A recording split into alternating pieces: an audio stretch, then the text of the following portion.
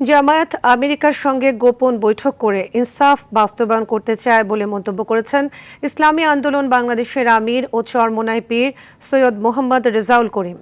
দুপুরে লক্ষ্মীপুরের কমলনগর উপজেলায় হাজিরহাট এলাকায় নির্বাচনী জনসভায় প্রধান অতিথির বক্তব্যে তিনি এসব কথা বলেন। এই সময় তিনি আরো বলেন, বাংলার মানুষ আর ওই ইনসাফ দেখতে চায় না।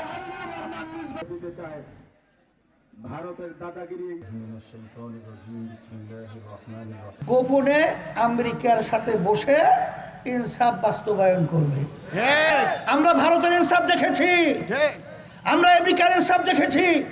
ওই সব বাংলার মানুষ আমরা দেখতে চাই না।